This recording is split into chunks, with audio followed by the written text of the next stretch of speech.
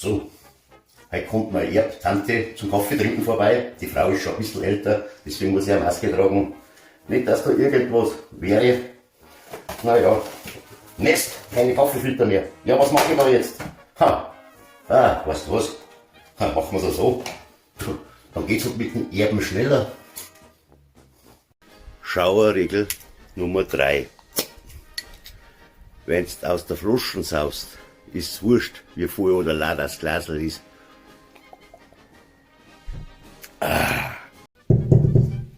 Rein. Servus beieinander. Servus. Ja, ich wollte euch nur sagen, dass mein Esel gestorben ist. Und was hat das mit uns zu tun? Ja, ich hab mir gedacht, der engen Verwandtschaft sollte man schon Bescheid sagen.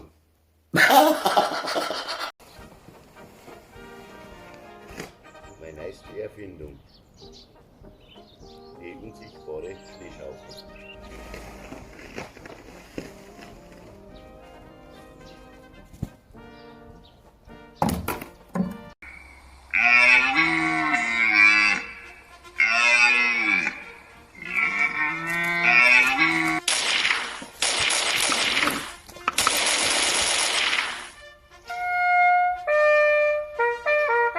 Ja, wo ist er denn? Tutti, ja komm raus. Ja, wo ist er denn? Ja komm raus. Tutti. Ja, Dirndl, ich glaube so wird das nix.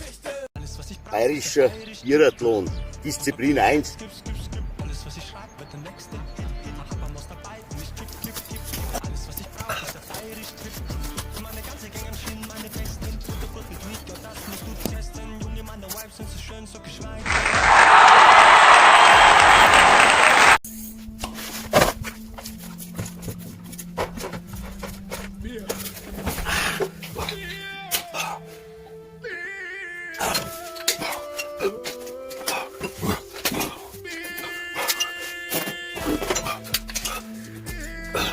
Warum?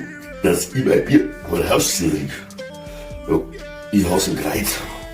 Und da tut er mir leichter, wenn es Tragelei ist, wenn es im Keller rumtrage. Das hört man einfach schon scheiße.